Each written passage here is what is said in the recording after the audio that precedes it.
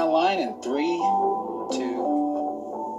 Wake her up. Hi, Chloe. It's Ada, the artificially intelligent domestic assistant. We have our NDA, we have our liability waiver. No talking. Got it. For the most part, it'll be just you and Ada. Hello everybody, welcome back to Screenstars. I'm here today to bring you my review for the 2022 science fiction thriller Dark Cloud, a film that is directed by Jay Ness and it stars Alexis Gabriel, Emily Attack and Hugo Armstrong, and it focuses on a character called Chloe, a young woman who has been in something of a horrific accident and she is recovering. Now this is set in the near future. And she becomes or she's given the option to become part of like a pilot scheme.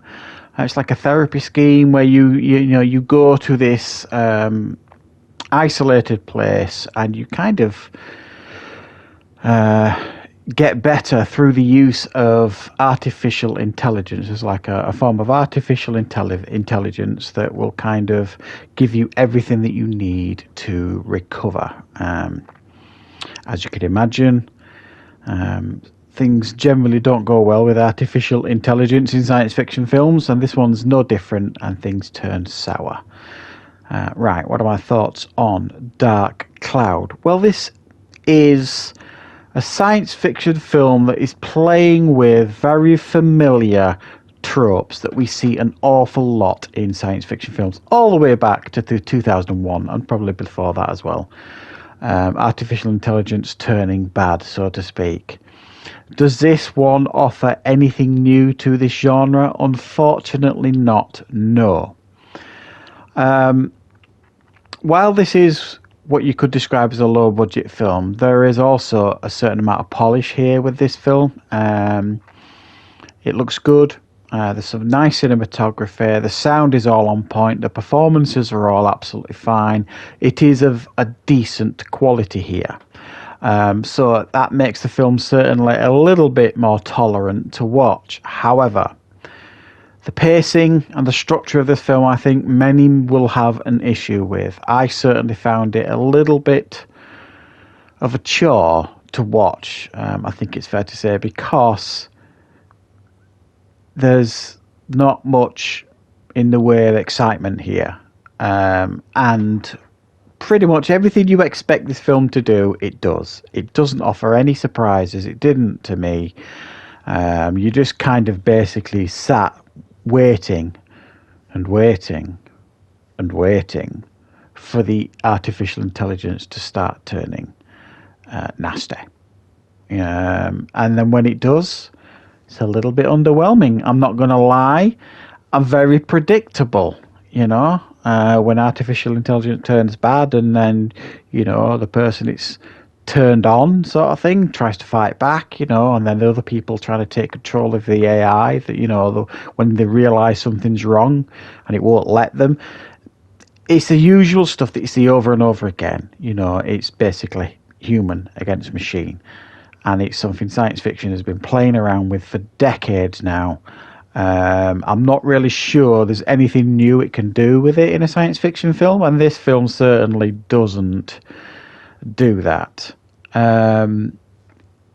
So it's a chore to watch because of the slow pacing of the film, and I think regardless of the subject matter being quite interesting, which I suppose it is, it's something that we all are getting more acutely aware of, artificial intelligence as our own technology advances. It's an inevitability. We all know it.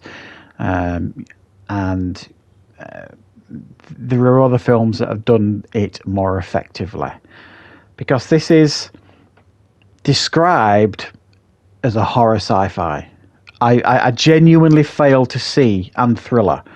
I genuinely failed to see where the horror was here. Wasn't scary when the AI turned nasty. It was just predictable. It wasn't scary at all. And it's a strange use of lighting as well. It was strangely lit in some scenes, like neon lit.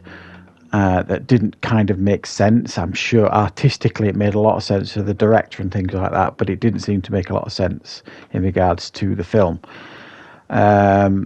So I did struggle with this one, but I didn't massively dislike it either.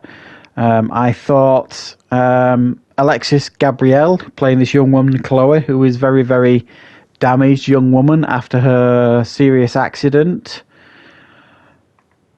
was played well. I think Alexis Gabrielle played the character well, but the character was poorly fleshed out. We didn't learn much about her. We didn't learn much about her accident, just bits and pieces. We didn't learn much about her life before, where she is now.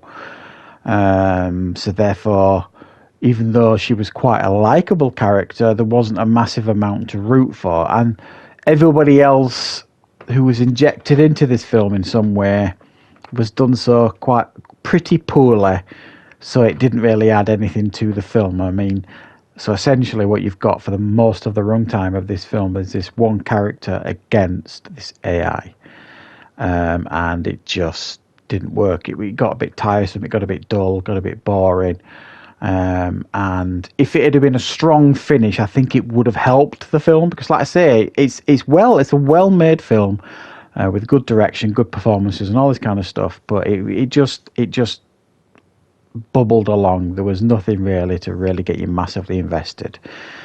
So it's a pretty bang average 5 out of 10 from me. I've seen far worse than this, and it's not a film I can really strongly recommend.